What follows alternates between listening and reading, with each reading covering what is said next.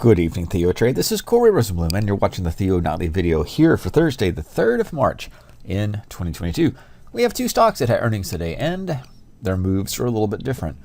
We'll pick up with Costco. Costco is the first stock at the moment that is having earnings, and it's having earnings right after the bell. So this is an uptrending stock with a series of higher highs and higher lows. But in terms of the earnings, the expected move in general does take this up to about, again, volatility basis, about 567 or just about 500 per share. In the after hours, we saw the stock push to 547, 550, and then come right back down. So you always will get the benefit after the video, which I do at the end of the day. You'll know where the stock is trading after hours, and that's going to be important for tomorrow's session into Friday.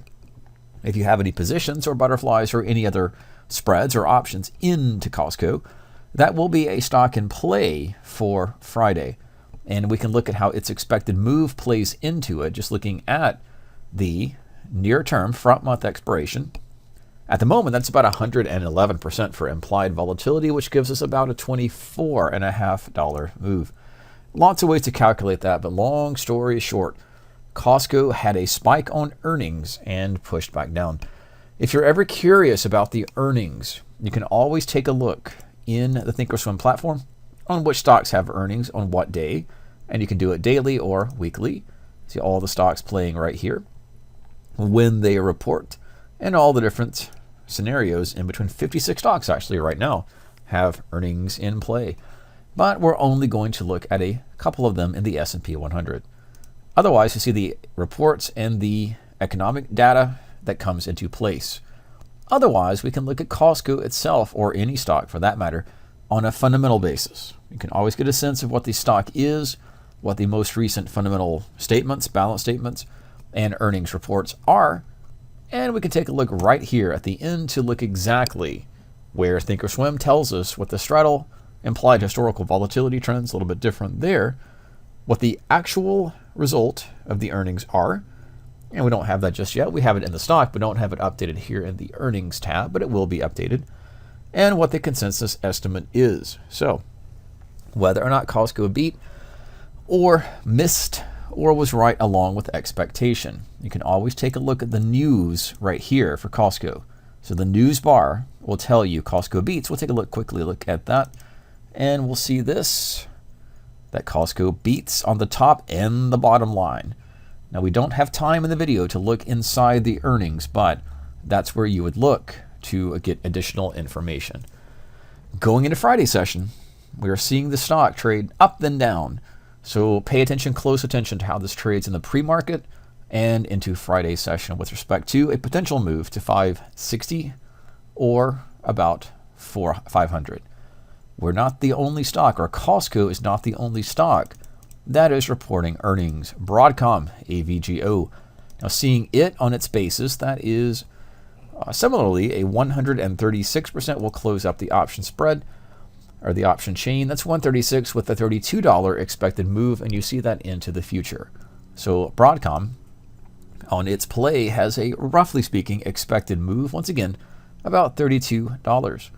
And that would take it just beyond, a little bit wider for the expectation here on the straddles, but 631 on the upside, or 525 on the downside. Think about that as possible ranges or possible expected moves for earnings. Now, what's the actual result here?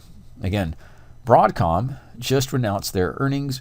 We can see how this plays into what it does. That actually has a trend, at least in the last few, or a series of earnings, of beating the street estimation. So that's a good thing for the stock. And here are some of the news. There is Broadcom. There's some of the headlines. Broadcom revenues look pretty good.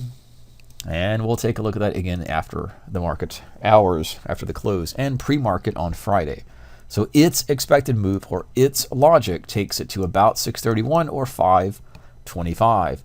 Didn't quite hit there after hours. Not exactly on the earnings beat or the earnings announcement, but the stock is trading up after hours. Now, that's just one thing to look at. Again, additional stocks had earnings in today's session. Speaking of today's session, we'll pull it back to the general view And that is on the daily chart here, the hourly chart on the left.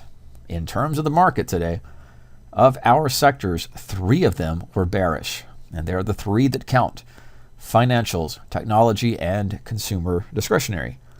And 6 of those are or were bullish or positive on today's session. The most striking gain is in utilities. And that's not a good thing if you are a stock market bull. You'd prefer to see the strength in the top 3 sectors, financial, tech, and discretionary. You don't want to see the strength in the defensive names. Think about that like the bond market. If you have to put money somewhere, but you don't want to put it in the risk or the high beta names, you'll park it into something safe. That could be the bond market. That's TLT. It had a 1% gain today. Or you might park it within individual stocks in the utility sector, maybe even consumer staples. Nonetheless, that is where the strength is in today's session, and we'll look quickly at the Visualize tab to see a scattering of weakness over in technology and discretionary. There's technology. Discretionary, in a large part, comes from Amazon and Tesla, but there are other names in that sector. Financials were weak as well, so we see that the weakness, that's why I mean that the stocks that matter, the big market cap names, with the exception of healthcare, there's consumer discretionary, there is the technology in general, which stretches all the way out here, and of course the technology is part of that as well.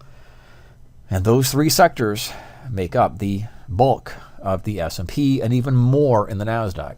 But there was strength across the board in healthcare, in consumer staples, in the industrials, energy, real estate as part of a sector, materials, and utilities. So that's where we're looking at the sector strength in a broader sense. It was scattered about in the Russell as well, although it was weaker in today's session.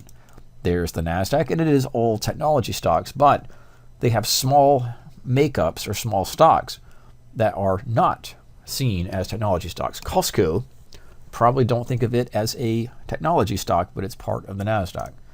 And again, that is in focus because of earnings.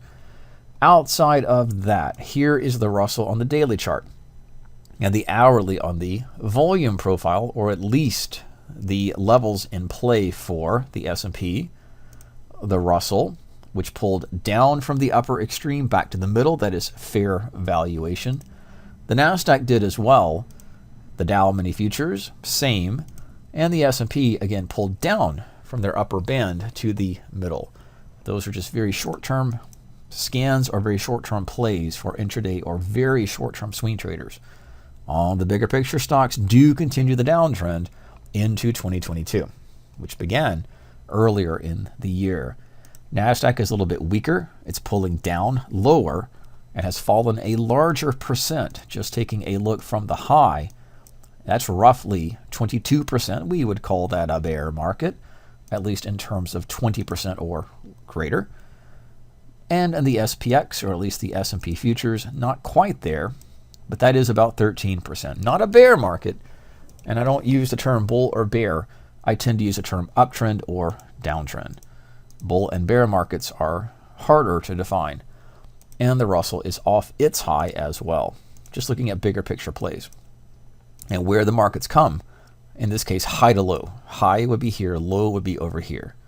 And that's about the same as the Nasdaq, off 23%. One market that is not any bear market by any stretch of the imagination is crude oil. And that is in part because of inflationary concerns or inflationary data. On the other hand, it's part of the Ukraine and Russia conflict. So that is where the boost is coming into crude oil, being both a commodity and also a economically sensitive commodity at that. So we are seeing it push above the 100 and 105, and just in today's session peaking above 110. Gold is a little bit similar, not quite the same, but still is getting a breakout and rally from a long-term consolidation. And the bond market, again, is getting a bounce or play up off the lows. And putting it in terms of the yield, TNX is our 10-year Treasury yield. And that is 2%. When it says 20, it does not mean 20%. It means 2.0%. So put that 0 in between them, and it's 2%.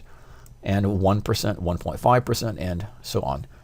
And that's a key level for the bond yield, the Treasury yield.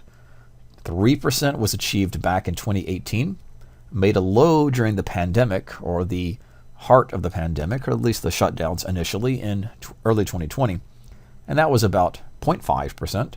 And the bond yield, Treasury yield, has rapidly increased over the last couple of years to the 2.0%. So these are things to watch, keep carefully in your view as you develop short-term or duration trades, and how the yield affects certain commodities and certain sectors, one of which is being technology, the other being financials. Always a lot of headlines, always a lot of risk. Be careful, be safe, keep hedged. This is Corey Roseman with tonight's Theo video update for March the 3rd, 2022.